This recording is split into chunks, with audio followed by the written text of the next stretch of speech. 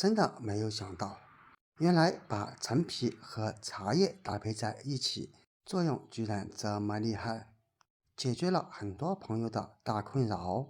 这可是老一辈们留下来的土方法，做法简单、省钱又实用。一起来看看怎样做的吧。大家好，这里是鹏鹏美食房。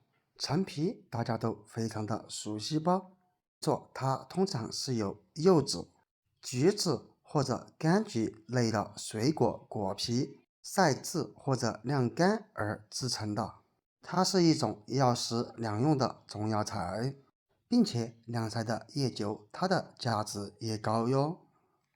陈皮我们通常用来泡水、煮汤或者炖肉之类的使用。今天咱们准备一块陈皮，不需要太多，先把它放入碗中，在碗中倒入水，先把陈皮表面多余的灰尘给洗一洗。当然了，陈皮非常的脏，直接用清水是洗不干净的。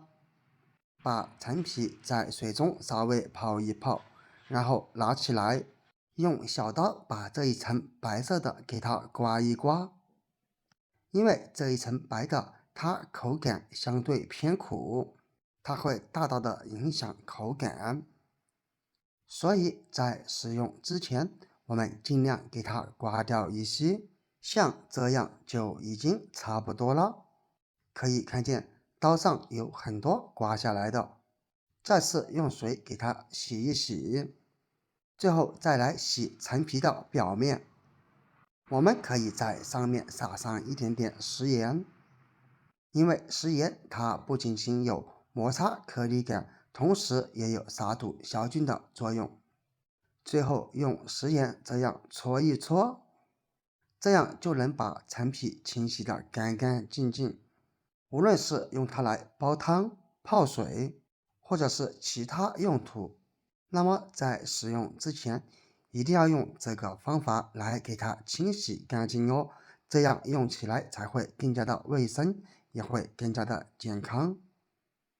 直到全部搓上一遍过后，我们再用水把陈皮表面洗一洗，洗去搓出来的灰尘。接下来再用清水冲一冲，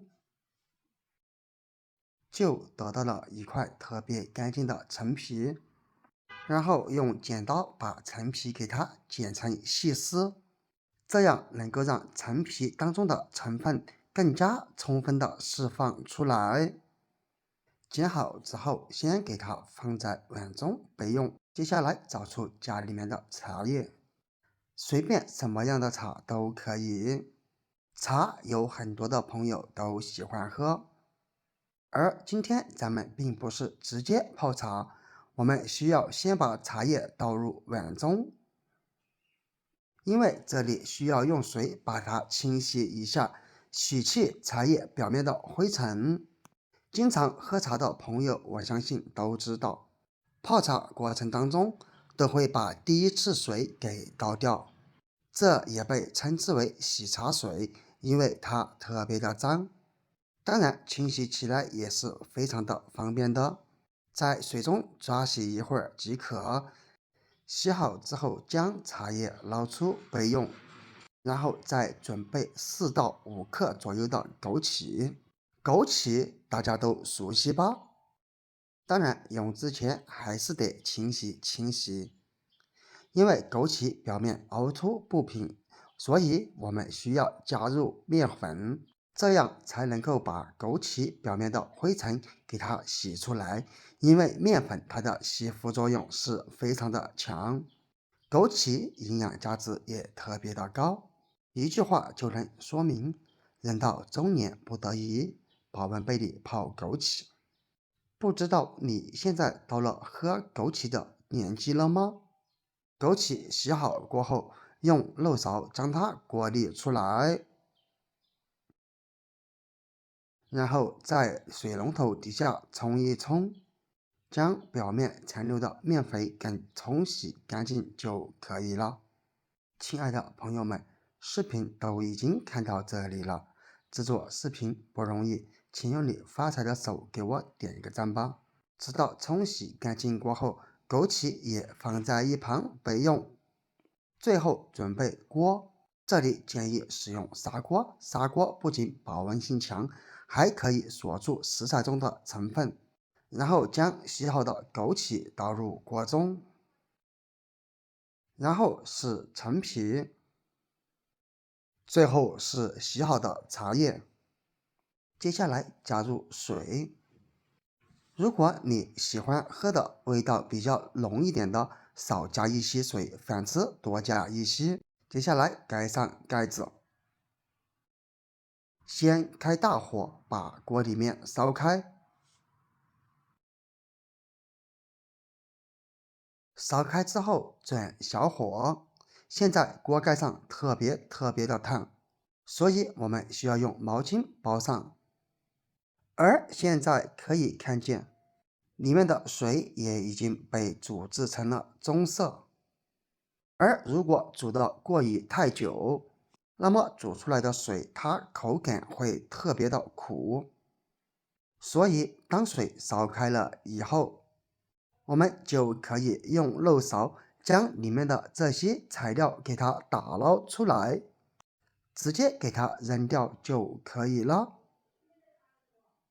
当然也可以加上1块或者2块红糖、冰糖之类的，把它和水一起煮，这样煮出来它的口感会相对比较甜一点。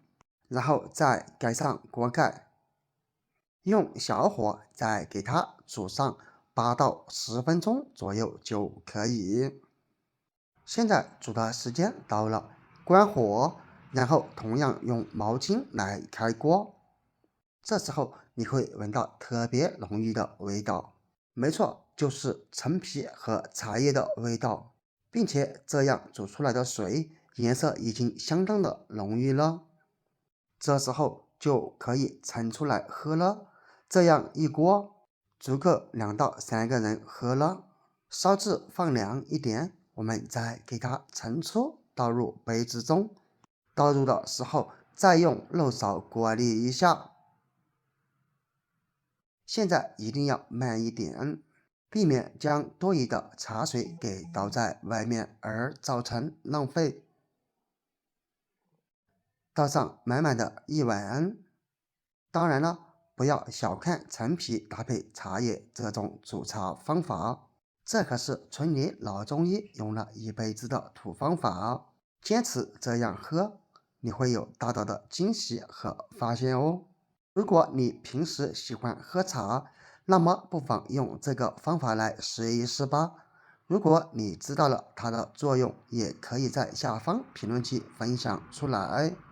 好了，今天的视频就分享到这里了，我们下个视频不见不散，拜拜。